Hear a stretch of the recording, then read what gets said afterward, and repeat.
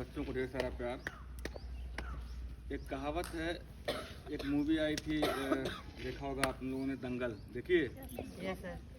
दंगल का एक डायलॉग बहुत फेमस हुआ था, कौन सा कोई बताएगा?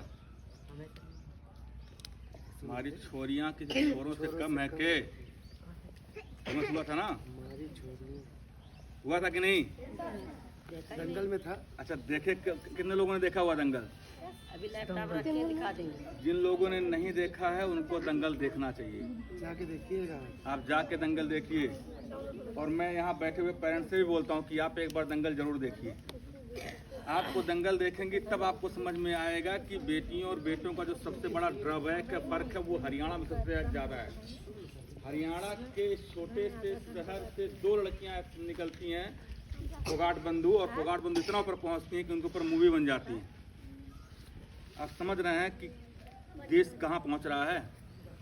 और जैसे आज राष्ट्रीय बालिका दिवस मनाया जा रहा है ना, तो राष्ट्रीय बालिका दिवस इसलिए नहीं मनाया जा रहा है कि हम डिमांड कर रहे हैं कि हमें महिलाओं को या बालिकाओं को समानता का अधिकार देना चाहिए। राष्ट्रीय बालिका दिवस मना करके हम इस बात का प्रमाण दे रहे हैं कि हमारी बालिकाएं, हमारी महिला बहुत सशक्त है, और इस सशक्ति का उपयोग हम अपने विकास में हर लेवल पर कर सकते हैं। दूसरा, जहां आप बैठे हैं, हमारा जो अस्तित्व है, हमारा तो छोड़िए, इस ब्रह्मांड में जितनी भी चीज़ें जीवित हैं, उन जीवित चीज़ों का एक ही अस्तित्व, और वो है पृथ्वी, है ना?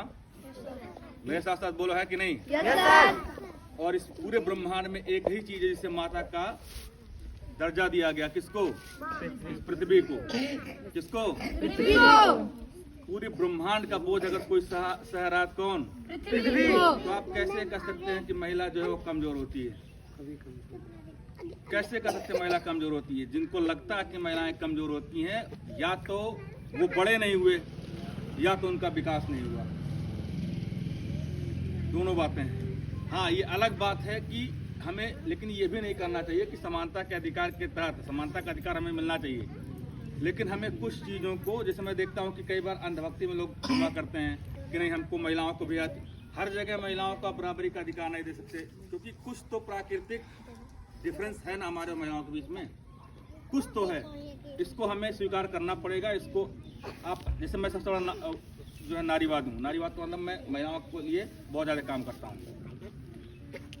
तो मुझे लोग कहते हैं कि आप नारीवाद हैं इसलिए ऐसा बोलते हैं, तो मैं कहता हूँ कि इस हिसाब से तो मुझे महिलाओं को हर जगह बराबर का अधिकार देना चाहिए। लेकिन एक सिंपल सा सिद्धांत ये है कि क्या संतान की उत्पत्ति एक पुरुष कर सकता है? क्या गर्भ में बच्चे को 9 महीना पुरुष रख सकता है? वो सिर्फ माँ ही कर सकती है। तो इस आधार पे अगर महिलाओं को, जैसे कई बार मैं देखता हूँ, अभी 1 साल पहले कुछ डिमांड उठा था कि अगर पुरुषों को भी पितृत्व अवकाश दिया जाए और अन्यथा महिलाओं का भी मातृ अवकाश बंद किया जाए। मैं ये पूछता हूँ कि महिलाओं को मातृ अवकाश आप कैसे बंद कर सकते हैं? क्योंकि 9 महीने का जो गर्भ लेके चलना है, बड़ी बात है क्या? दूसरी बात, ये थोड़ा अटपटी सी बात है, लेकिन आपको हो सकता है कि ना समझ में आए। मुझसे कोई पूछता है कि आप महिलाओं की शक्ति के बारे में या महिलाओं को किस तरह डिफाइन करेंगे, तो मैं एक ही लाइन बोलता हूँ कि इस ब्रह्मांड में किसी भी इंसान की वास्तविकता की असली पहचान उसकी माँ ही कर सकती है। जैसे मैं हूँ, मैं अपने ऊपर इस बात को लेता हूँ, मेरा पिता कौन है ये सिर्फ मेरी माँ जानती है। मेरा पिता कौन है ये सिर्फ मेरी माँ जानती है। अगर मेरी माँ कह दे कि तुम्हारे पिता ये नहीं है, तो मुझे मानना पड़ेगा कि मेरे पिता है, क्योंकि उसका एक ही अस्तित्व है जो बता सकते नहीं।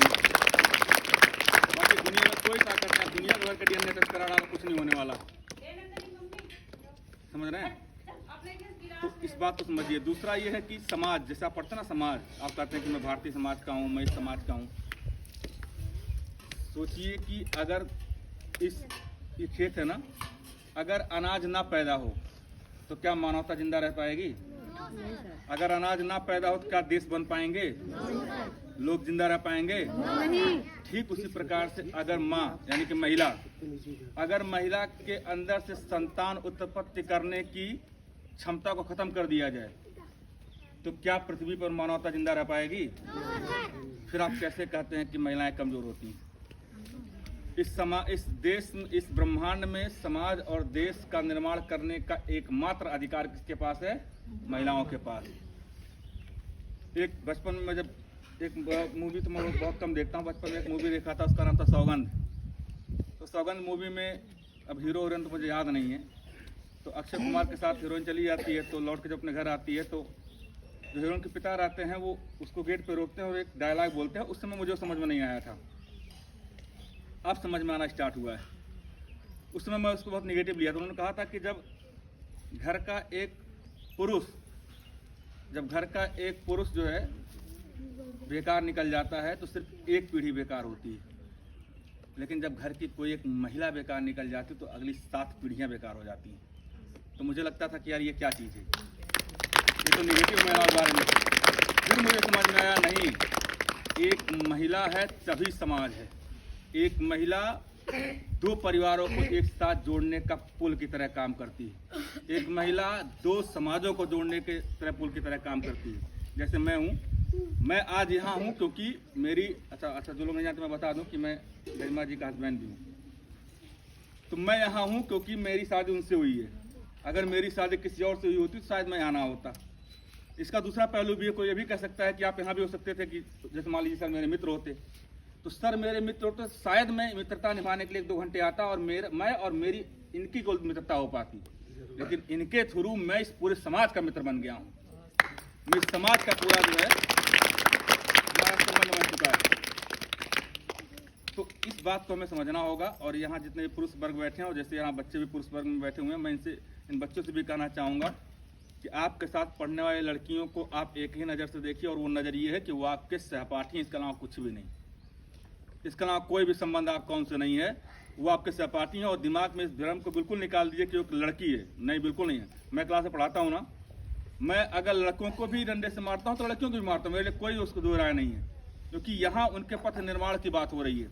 मैं अगर इनमें भेद करूँगा तो मैं उनके पथ निर्माण को नहीं कर पाऊँगा। जहाँ डिफरेंस करना वहाँ मैं करूँगा, लेकिन यहाँ इस जगह पे मैं नहीं कर सकता।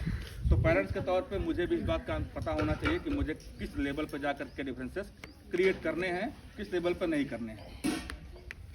आज देखिए दुनिया में आप चाहे देखिए इस समय द्रौपदी मुर्मू हैं, कल्पना चावला को आप ले लीजिए, फोगाट बंदूक ले लीजिए, इंदिरा गांधी को ले लीजिए। दुनिया की सबसे ताकतवर अगर व्यक्तियों की सूची बनती है तो आज प्रेजेंट में 5 उसमें महिलाएं हैं। 50% आबादी पूरे विश्व की हमारे पास है और 50% में भी वो लीड कर रही हैं। इसको आपको समझना पड़ेगा।